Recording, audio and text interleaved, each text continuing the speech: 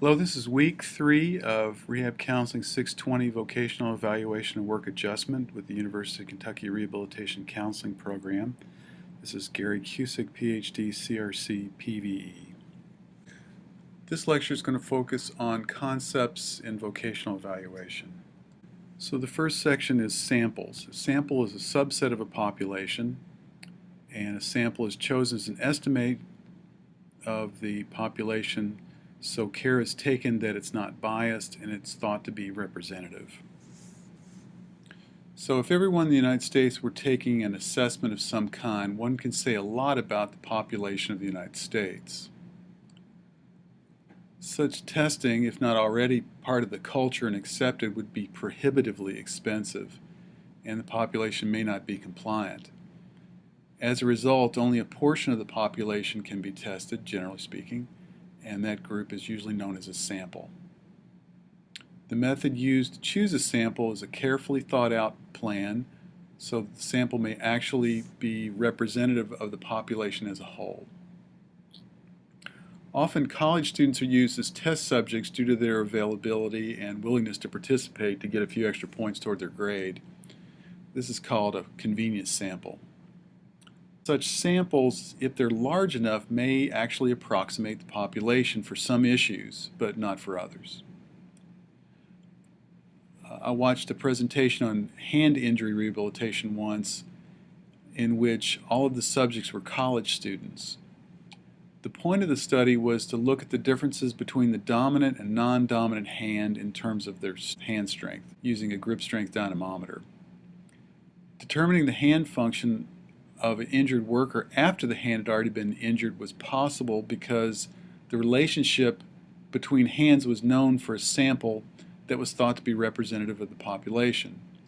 In this situation, college student hands are probably not different from the population at large. So what they did was they looked at the relationship between hand strength in the dominant and non-dominant hands. If your non-dominant hand has this much strength, then your dominant hand must have that much strength. If another issue is being examined, however, such as attitude toward disability, there's a possibility that college students may have a better attitude than the population at large, and it may not be as representative. Norms. Norms are the group of people on whom an assessment has been standardized and from whom the scores on a particular measure has been obtained to determine a level of performance. That's from your book. So in terms of how to compare one group to another, there would be some issues to sort out. One would be, how do you compare people to each other, such as males to females, young to old, this race to that race, this ethnicity to that ethnicity, less than 12th grade education to more than a 12th grade education, and those are some of the groups that you'd have to consider when you're developing norm groups. One could go farther than that, saying that education should be broken up to less than 12th grade, 12th grade by itself because this is the modal education for the U.S., less than an associate's, bachelor's, master's, professional degree, and doctorate. When you're doing norms, there should be a purpose for splitting the groups, however, which should be that there's additional meaning or prediction that occurs as a result. If the military were looking at educational level, there would probably be only less than 12th grade, high school diploma or GED, and above high school, and then professional degrees. They'd want to know how much training the person has already had to know how much more training would be needed so they could do what they were needed to be able to do. The professional level for military norms would be people like physicians, nurses, and other professionals who had already reached that mark. A question you should ask yourself is, are there reasons that one group should differ significantly from another in theory? Males tend to be more aggressive than females, so the normal level, in quotes, of aggressiveness should be at a different range than that of females. So norms are average scores. They're determined for the sample, paying attention to age, race, education, gender, and so on. And along with the average percentiles, standard deviations, stanines, and other statistics are calculated. So norms, which are listed in every manual for assessments, are usually in the form of tables. The development of norms is detailed in the manual, and it's here that the evaluator determines which, if any, norms are appropriate as a comparison group for the consumer. Raw scores, the number correct usually, are recorded and then matched to their corresponding percentile, standard score, stay 9, or other statistic. And often there are norms so that one may compare the consumer's results to a person in their grouping, age, group, gender, or other demographics such as inpatient or outpatient.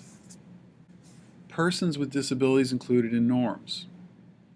The number of persons with disabilities in the United States is thought to be about 20%. That would give a 1 in 5 chance of being part of a truly random sample that would be used to develop norms. Some tests, however, such as the Wechsler Adult Intelligence Scale 4, excludes persons with some disabilities to prevent outliers in their norms. Unless the assessment is intended to be used for persons with disabilities, they'll probably not be represented in the norm group. One type of assessment that is intended for persons with intellectual disabilities are measures of independent living skills. These assessments will have a norm group of both typical persons and persons with intellectual disabilities. Inclusion of persons with disabilities allows the evaluator to determine if the consumer they're working with is similar to that group. Another test called the Symptom Checklist 90, which is a checklist of psychopathology, has both inpatient and outpatient norm groups that can be used to determine the severity of symptoms. The Wechsler Adult Intelligence Scale 4 is an update of the benchmark test of intelligence.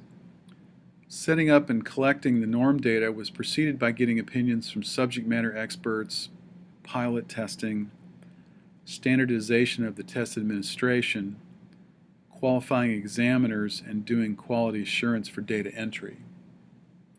The Wechsler has wonderful documentation regarding its psychometric properties, so I'm using it as a real example of how norms are developed. Choosing the norm sample. So this is for the Wechsler Adult Intelligence Scale 4. A stratified sample was identified using key demographic variables provided by the U.S. Bureau of the Census in 2005. The sample for each age group was based on sex, race, ethnicity, their own education level or their parents' education level, and geographic region. So the norm group for the Wechsler was chosen to represent the population of the United States stratified on several variables. This made it possible to determine if there was any bias in the testing materials that would tend to select against a certain demographic. Certain disability groups were actually excluded from the Wechsler norming sample, included nonverbal folks, people with uncorrected vision or hearing impairment, people with upper extremity motor disability, people taking medication that would impact their cognitive performance, people who've had a recent cognitive status change, or folks who had a history of stroke, epilepsy, traumatic brain injury, brain surgery, encephalitis, meningitis, ADHD, learning disorder, language disorder, psychotic or mood disorder, dementia, Parkinson's disease, or substance abuse or dependence. The construct for the Wechsler is intelligence, and the Wechsler's norming sample excluded certain groups to ensure that any variance in the scores obtained was due solely to intelligence rather than due to some medical state or some mental status issue. Doing so, they hope to capture the range of intelligence in the population unaffected by any of the disability conditions just mentioned. The Wechsler would of course be used with persons with disabilities, so special studies were done on the following groups to establish its clinical validity. Those included intellectually gifted and disabled, mild to moderate severity, borderline intellectual functioning, persons with a reading and math disorder, attention deficit disorder, mild cognitive impairment, autistic spectrum disorder, major depressive disorder, traumatic brain injury, and probable dementia of the Alzheimer's type, but at a mild severity. So following the establishment of norms for the general population, the Wechsler folks did a number of special group studies to see how well the Wechsler worked with such persons. The creators wanted the assessment to be valid for these groups as well. Having the norm groups that excluded the types of disabilities allowed for a comparison between non-disabled and disabled. Other assessments of these groups, such as academic ability or other measures of intelligence, would have been examined as well. There will most likely never have been norms established for the type of consumer you're working with, however, and to create those yourself would be prohibitively time-consuming and probably expensive. It's important, however, to understand that the validity of testing with persons with a disability so that you can make statements about their performance on tests that are used for the vocational rehab counselors' planning efforts.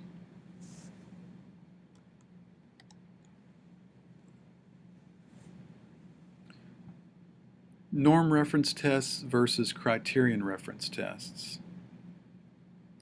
Norm reference tests yield information about the test taker's relative standing within the norming sample. It says nothing about the person's ability to actually do what's wanted, however. Criterion reference yields information about the consumer's mastery of a particular skill. It has a clearly defined domain, and it should be quantitative, parallel the actual job requirements, and be consistently measurable. Next in the lecture is going to be a short video on norm reference and criterion reference tests.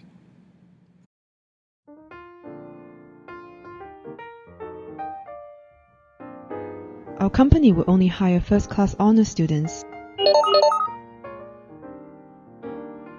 We are first-class honors graduates from ABCU. We are all first-class honors graduates from XYU. Huh? How come there are so few first-class honors graduates from ABCU? Professor, why do ABCU have so few first-class honors graduates? I didn't think so. We get a lot of first-class honors. 5% of the students graduate with first-class honors. It's funny that in your university, you get the best students coming in, and yet when they graduate, you give them the worst mark. Gosh, you seem to be proud of it. That's because we use norm-based assessment, so only a certain percentage of students can get A. So you only give a certain percentage of students an A, even if the other students also deserve higher grades? Look, we should apply for this postgraduate degree together so we can keep researching our project. But I didn't get the requirements of a first class. There were already 10 students got first in my class. Wouldn't this significantly disadvantage your students when they apply for postgraduate position? You push the student to a lower award just because the quota is full. They would not have an equal opportunity to compete. But this has been our way of grading for a long time. But it doesn't have to be this way. There is a better and fairer way. That is standard reference assessment. The assessment is measured against predetermined criteria. Students do not compete with others directly but are assessed against a general set of criteria and guidelines. This is fair because when students fulfill the intended learning outcomes of the program, they will be rewarded accordingly. No grading with curve anymore. But we can't have too many A's. That makes the university look easy. This will decrease our credibility. But hold on. Credibility of the university is built on students' quality. If students are only graded by comparing with each other, how can the grades tell if they have established their competency and acquired the skills? Hey, I don't understand this question. Can you explain it to me? No. If he performs better than me, I may get lower results. I cannot share my resources. Norm-based assessment discourages collaboration and teamwork. As students are compared against other students to get a higher ranking, students are competing directly with one another. But for standard-based assessment, one student's result will not push another student's grades up or down because they all compete against a set of standards. Hey, I don't understand this question. Can you explain it to me? Oh, I'm going to ask the professor too. Why don't we go together? But if we give them the criteria, students will use them as model answers. So here are the criteria for the project. I will follow exactly what he said to get an A. They are so good at reproducing answers to get good grades. But Professor, that depends on your learning outcomes. If your learning outcomes only target low-level knowledge and skills, like asking students to repeat facts, this will happen. It is important to ensure your intended learning outcomes assess higher-order knowledge and skills. This will encourage deep learning, and students cannot just reproduce information to get good grades.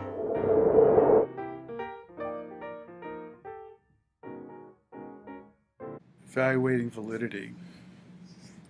When you're evaluating validity, you scrutinize its content and you relate scores obtained on the test you're working with to other test scores or other measures that purport to measure the same thing. And you also use a theoretical framework for understanding the construct that the test was designed to measure. Looking at a test for validity, you'd want to see if it looks like it is assessing what you want it to assess. Other tests that are measuring the same construct would be used to determine if there's a relationship between scores. For example, persons who score well on other known tests of clerical ability would be expected to score well on your new test of clerical ability. Also, you'd want to know that the relationship is for the construct of interest and not for something closely related such as reading comprehension, which probably is correlated to clerical ability. In other words, when one is good, the other one's good, typically speaking. Validity in the Americans with Disabilities Act. In your textbook, Power cites the ADA regarding test validity. He says, quote, "Test results reflect the applicant's aptitude, achievement level, or whatever other factors the test purports to measure, rather than reflecting the applicant's impaired sensory, manual, or speaking skills, except when those skills are factors the test purports to measure." And he gives a little citation there, close quotes.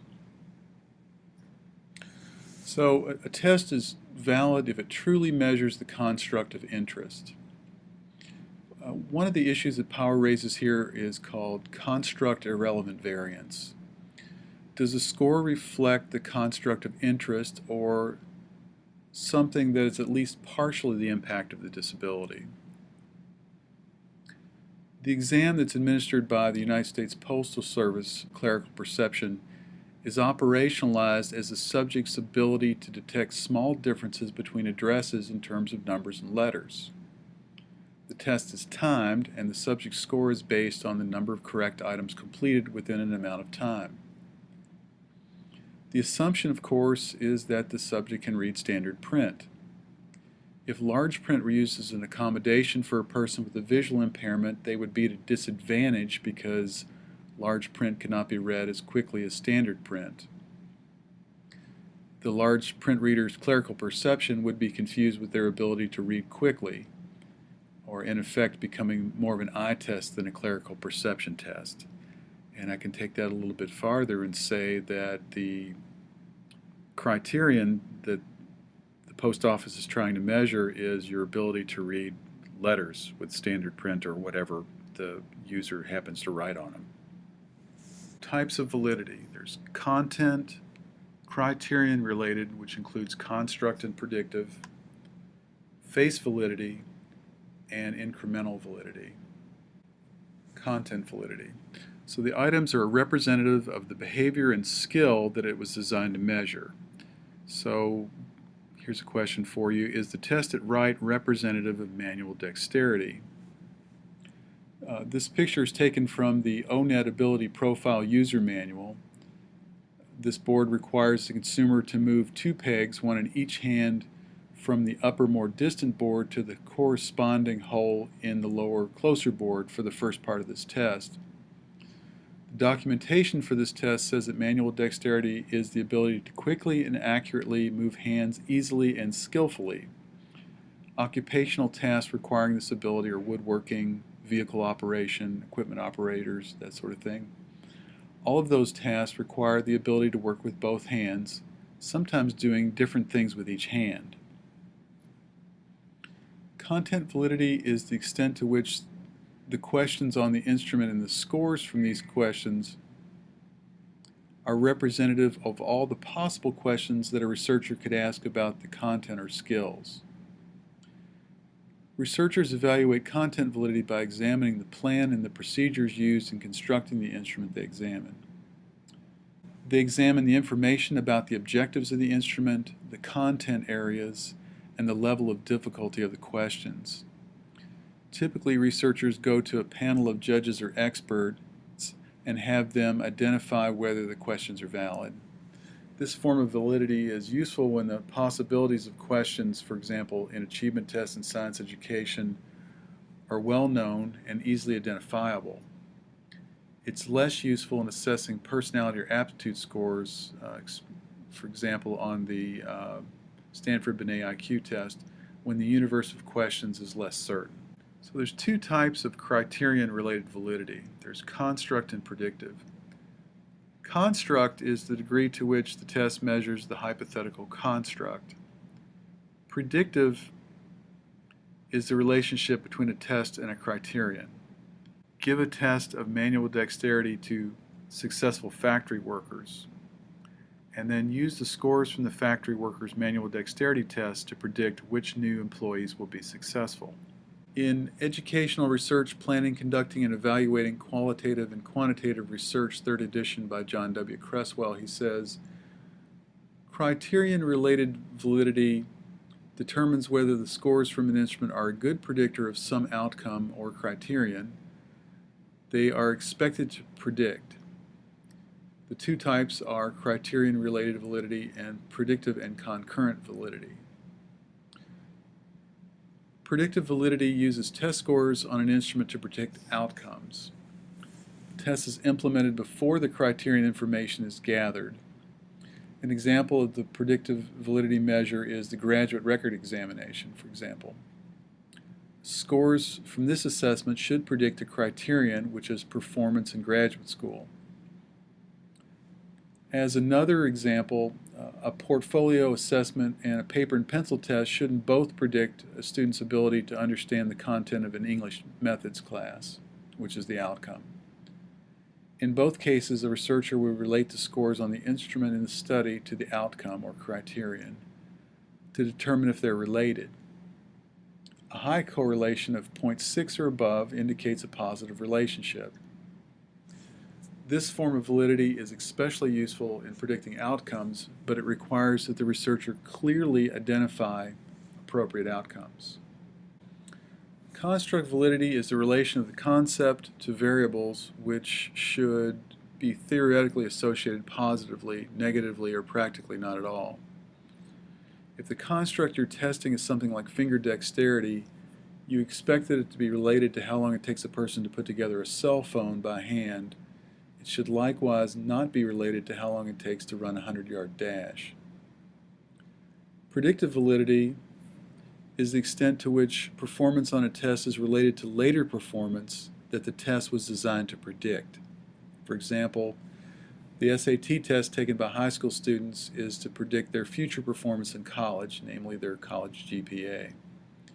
If the students who scored high on the SAT tend to have high GPAs in college, then we can say that the SAT has good predictive validity. But if there is no significant relationship between the SAT scores and the college GPA, then we would say that the SAT has low or poor predictive validity because it did not predict what it was supposed to. Face validity. It's a subjective appraisal of what the test appears to be measuring. Items in a face valid test will have content related to the desired measure. And an assessment of a subject's ability to calculate square feet would look like a skill needed for a carpet layer, so it might have face validity. If a test has face validity, prospective employees taking the test will feel like they're being tested on something that's needed for the job. If it doesn't have face validity, they may feel that the test is unfairly judging them on some issue unrelated to the job. But a test does not necessarily have to have face validity. The Minnesota Multiphasic Personality Inventory 2 has items that are empirically designed. That is to say, the items have been shown to identify a particular psychopathology even though it does not appear to. Let's say a person endorsed an item as true that said, "Sometimes the voices of a person I know sound different than usual somehow." If only persons who have a thought disorder said true to this item, it might suggest schizophrenia, even though the item doesn't appear to be measuring that. Incremental validity. The degree to which a measure explains or predicts a phenomenon of interest relative to other measures. It can be evaluated on several different dimensions, such as sensitivity to change, diagnostic efficacy, content validity, treatment design and outcome, and convergent validity. Indices of incremental validity can vary depending on the criterion measures, comparison measures, and individual differences in samples. If something's reliable, it's dependable, it's consistent, and it can be replicated. So reliability is a measure of consistency in an assessment. Take a bathroom scale, for example, and you stepped on it and you weighed 150 pounds. You should be able to step off and step back on again and still weigh 150 pounds. If the scale gave you another reading or a whole range of readings over the course of several tries at the bathroom scale, then the scale would not be reliable. Paper and pencil assessments can be reliable or unreliable as well. If the consumer's basic math test says that the person is at the 8th grade level, you can use that as a baseline to determine improvement if the person is engaged in adult basic education. If the test isn't reliable, however, you could spend time teaching the consumer math and upon retesting not know if they improved or not because of your intervention, or if the first test was not dependable. Finally, any test that's reliable is also replicable. A measure of a person's hearing should be consistent from assessment to assessment. Types of reliability. There's test-retest, alternate or parallel forms, and split half. Test-retest reliability examines the extent to which scores are stable over time from one test administration to another. In my previous example of hearing assessment, the audiologist could give the exact same tones in the same order or in a different order. Their pattern of hearing should be the same, and of course there can be no practice effect on this test. If a consumer were giving a reading comprehension test in June and then the same test again in July, however, there may be some improvement just from the consumer's familiarity with the test situation and memory of the items. To prevent this, an alternative form of the test could be used. Test-retest reliability. A test score this week should have a strong relationship to the score of the same test 2 weeks later. If the test score was lower on a second testing, the test may be measuring the state that the person was in rather than the trait that it was intended to measure. The test score could possibly improve, however, due to a practiced effect. So test-retest reliability is important because you want tests to give similar scores a few weeks apart. If you were an employer testing prospective employees, you wouldn't want to find that the group that did well on hand-eye coordination couldn't recreate that skill 3 weeks later when they started to work. If the test did not have test-retest reliability, there may have been other factors responsible for the subject's score, such as the temperature of the room, a friend who was whispering answers, or a test moderator that went out of the room for a break. Test-retest reliability of a survey instrument, like a psychological test, is estimated by performing the same survey with the same respondents at different moments of time. The closer the results, not necessarily the testing, the closer the results, the greater the test-retest reliability of the survey instrument. A correlation coefficient between two sets of responses is often used as a quantitative measure of test-retest reliability. For example, if a group of responders is tested for IQ scores, each respondent is tested twice. The two tests are, say, a month apart. The correlation coefficient between the two sets of IQ scores would be a reasonable measure of test-retest reliability of this test.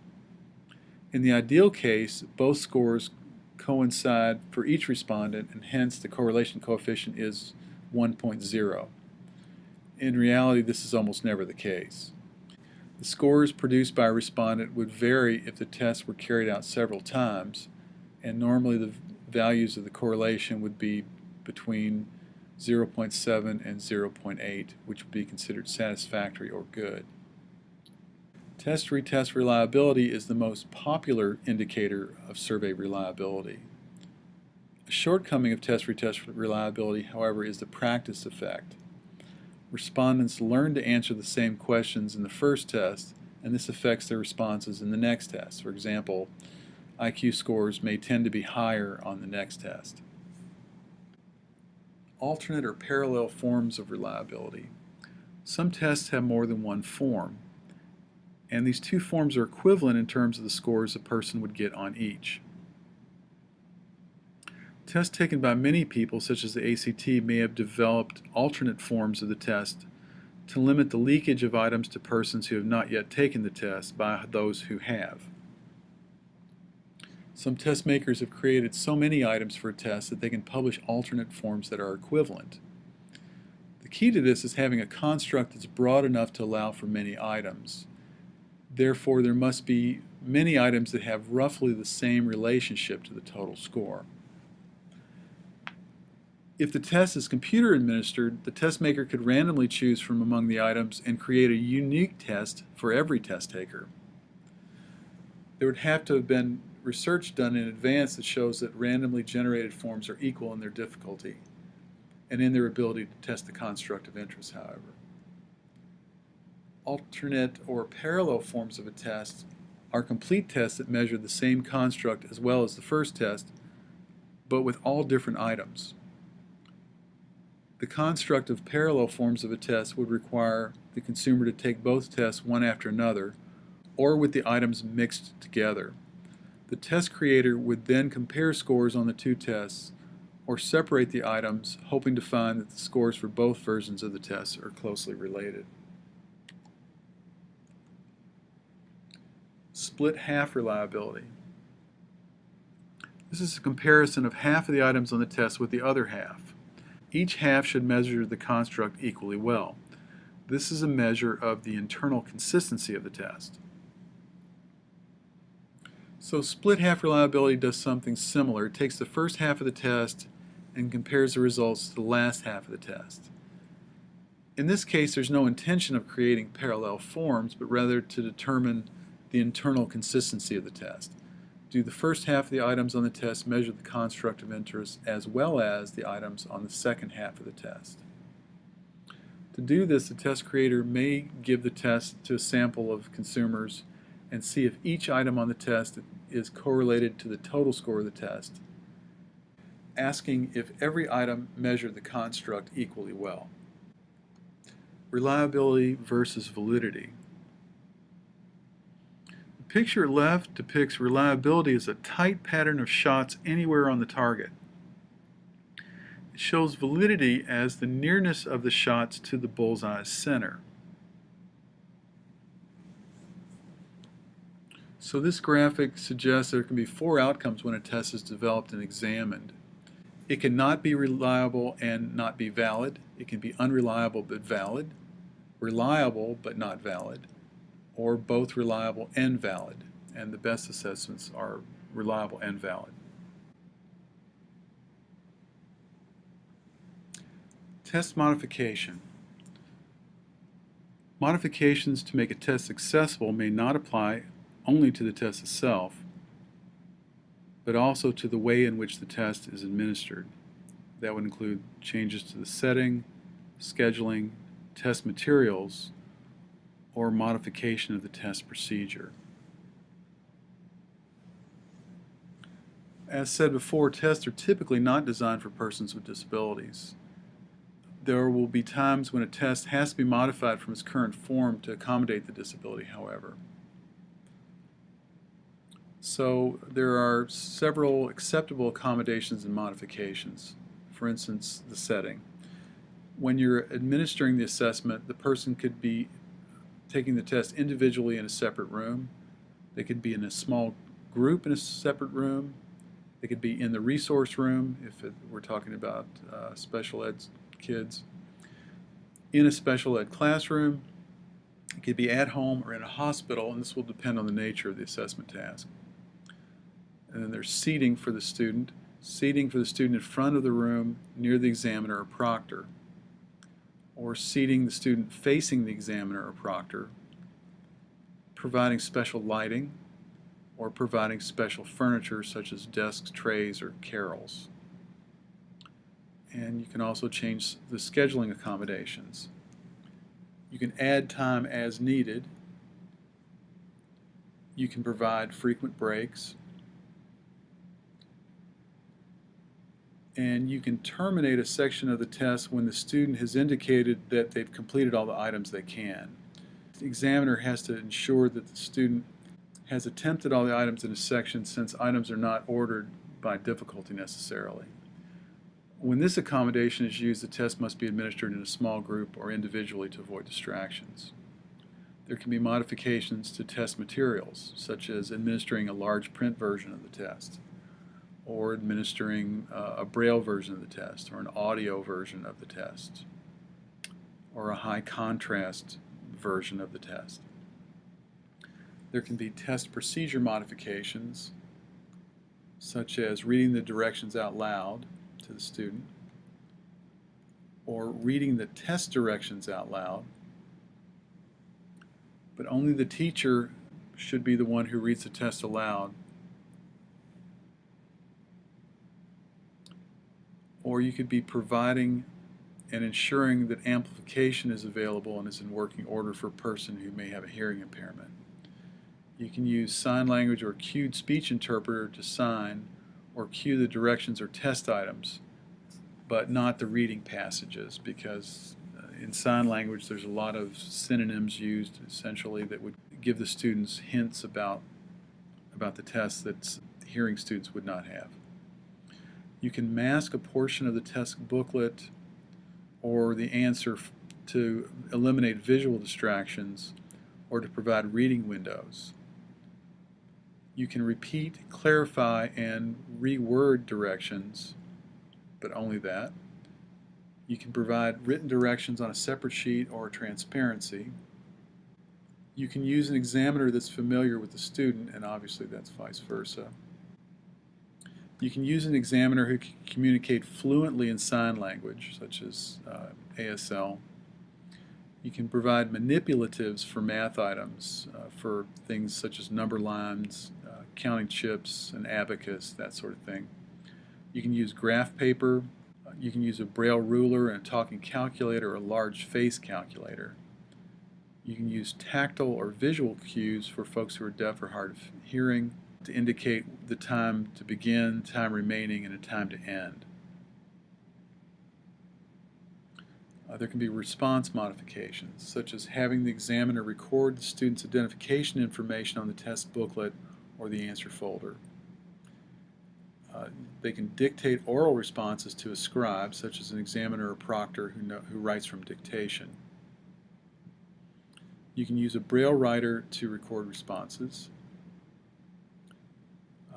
The responses can be signed to a sign language interpreter.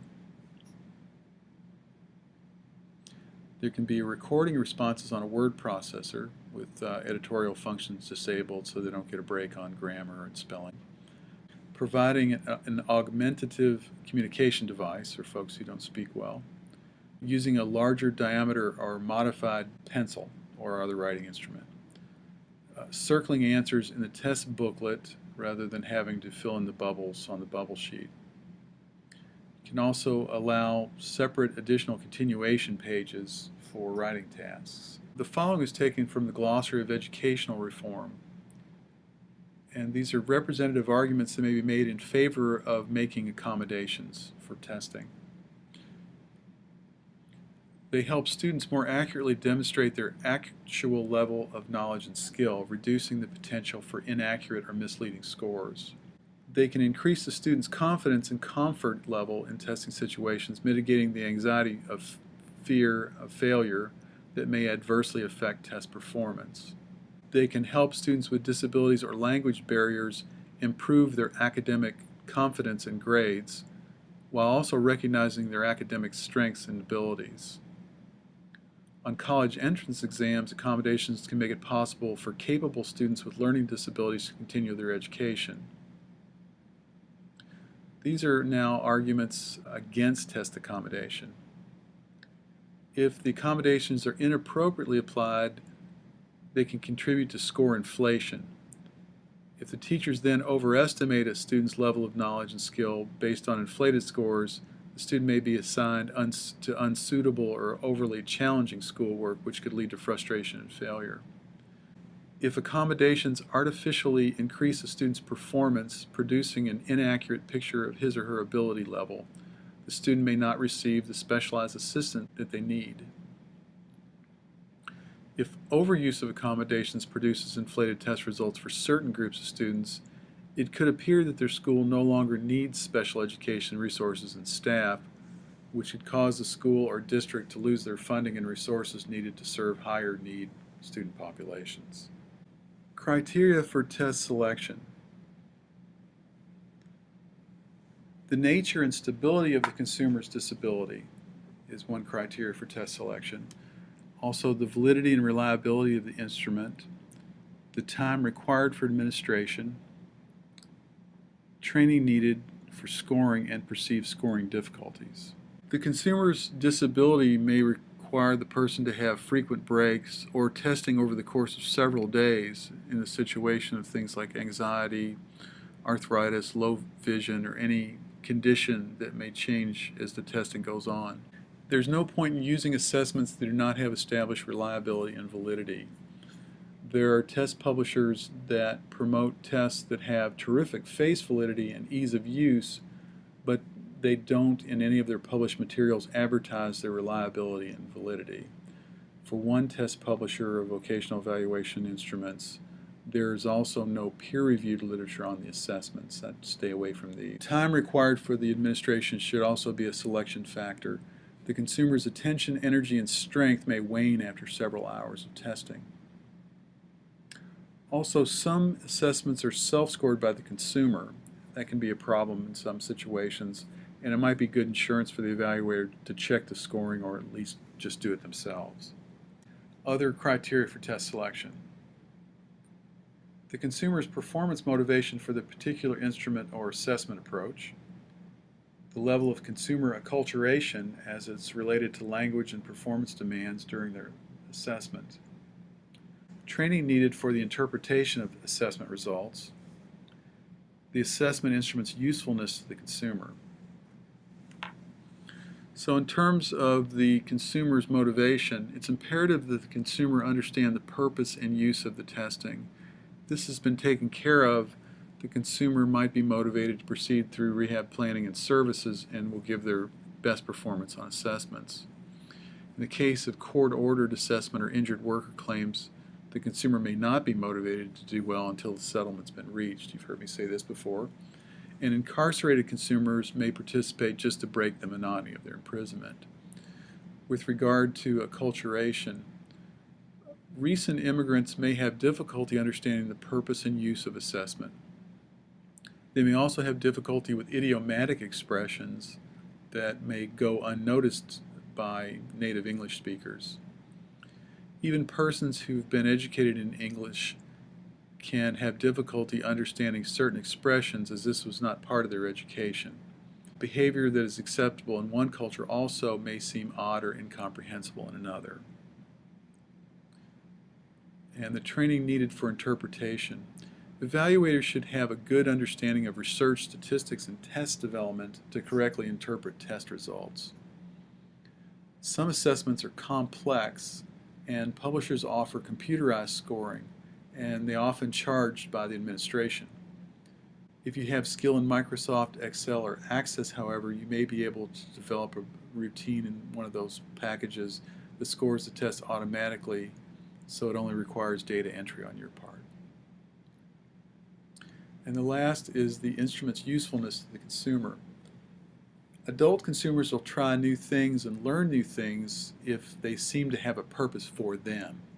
The new thing has to solve a problem that the consumer perceives they have, and they will not be passively compliant as children might be. Interpreting test scores. The evaluator must have a good grounding in statistics, test development, and research to interpret test scores. You've heard me say that, and I'll say it again. The evaluator must read the test manual to have a full understanding of the use and meaning of an assessment.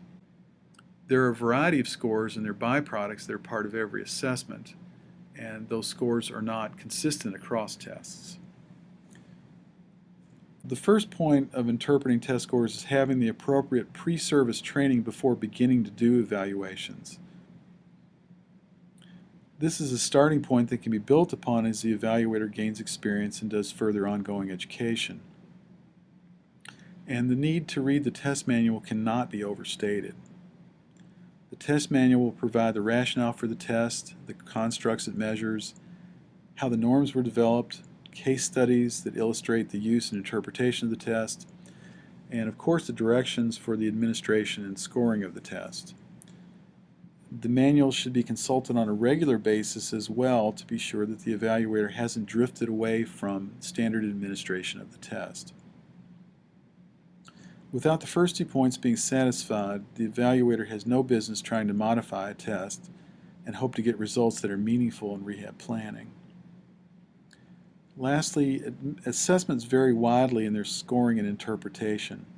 Some will only give percentiles compared to a norm group, and some will have cutoff scores that indicate significant information. Some will have complicated tables in the back of the manual to use for every administration of the tests. So there's no substitute for reading the test manual. This is the normal curve and should be found in Power's book on page 128. The normal curve is really nothing more than a frequency graph. If you took this curve and turned it upside down, you'd basically have a cross-section of water running through a river. The deepest part of the river would be the area where most of the water was flowing, and on the shores there would be less water flowing. Another example of a normal curve you might find in an older building with marble stairs. The worn places in the stairs are where people were walking for the most part. The very center of the worn part might be something like the average place that people put their feet as they walked upstairs. The first line under the normal curve in this diagram are the standard deviations.